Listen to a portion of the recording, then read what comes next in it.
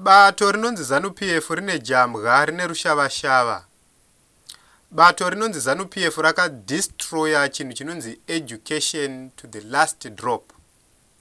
Bato rinonzi ZANU-PF rakaita kuti chinhu chinonzi dzidzo chive chiseko munyika yeZimbabwe nepasi rose.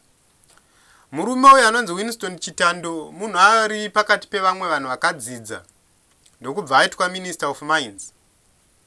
From a successful stint kuzvishava neoko kwaakanga achitungamirira imwe mine ikoko ndokubva aitwa Minister of Mines. Asvika ipapo, this man has presided over the looting of our gold. This man has presided over the granting of our land to Belarus and the Chinese and every other country which is coming to loot Zimbabwean minerals. Mukatarisa magrande ma 54,000 hectares akapiwa kunana Belarus aripo mchinda uyoyo. Mukatarisa kubviswa kuri kuitwa vanhu kunana Makaha kunana Mtoko uko aripo mchinda uyoyo.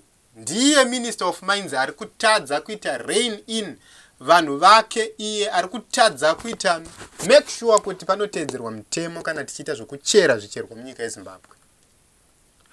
Right. Chitarisai chinhu chaakaisa kuconstituency kwake chaari kuti bus stop. Hazvina kushata kuita bus stop asi kana waisa chirega kunyora zita rako kana waisa zvinhu zvinosvodesa zvakaita sechichi. Donated by Honorable Winston Chitando. Why write this and put your picture pachinhu chinonyadzisa chakaita seichi chaifanira kunge chakaiswa na village head? Zvinonyadzisa izvi. Other countries are developing modern cities, modern rural areas. Iwewe, you are failing. This man ndiye aifanira kunge akaita spearhead the indigenization of our mining companies and our resources to make sure that they benefit the people of Zimbabwe. This man ndiye aifanira kunge akanationalize mine achita make sure kuti government ine mine ayo throughout the nation, gold, platinum, chrome, diamond, all the minerals. Ndiye munhu aifanira kunge akaita kuti hurumende ivhure mine zvoita kuti tive nema reserves edu senyika. Zvoita kuti Zimbabwe pachayo sehurumende itange kufunga kuti saka tovaka maplandi ekuprocessa papi, tovaka chakati chekuprocessa papi, mabasa achiwanda, mabasa achipinda muvanhu sekupromisa kwavakanga vachiita. Asi wakazvikonewa. Chakagona kuinda unomisa chidhundu mutunduru chinenge musika wemavenda. Ndo chakagona kunomisa akati ndakupai bus stop. Bus stop yokuita seiko kwa Gutu hakuna marodi. Bus stop yokuita seiko kwa Gutu hakuna mabazi.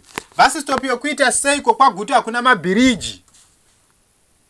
Dai wakadevelopa the mining industry ukainationalize to the benefit of the citizens of Zimbabwe, to the benefit of the people of Zimbabwe. Dai izvezvi migwagwa iri kuyevedza mana Gutu, mana Bowera, mana Mwenezi, mana Chivi, mana Mount Darwin, mose dotito. Dai chingova zenda na kuenda mugwagwa wavhurwa waisiwa tara, mugwagwa wavhurwa waisiwa tara. Nekuti kwese kwa munenge muchinoita mining activities kwenyu, munenge muchiita national development, muvaka zvipatara, muvaka zvikoro, muvaka marodika. Asi idzi shasha dziri kuuya kuzoba for profit, hadzina need yekuswera zichiita zvose izvozvo nekuti ivo chavanoprioritiza i-profit pahomwe. Every business chariri kuprioritiza i-profit. Which means kana mukati ngati vakei road hazvigoni nechikonzero chokuti vari kuda profit. But if it is a government thing, a government project, zvinogoneka nekuti muri kutora same profit iyoyo makuenda kunoita infrastructure development sezvakanga zvichiitwa nehurumende ZANU-Smith. Hakuna kwaiswa maini kwakanga kusina infrastructure development. Munonyadzisa varume. Let us vote out this government.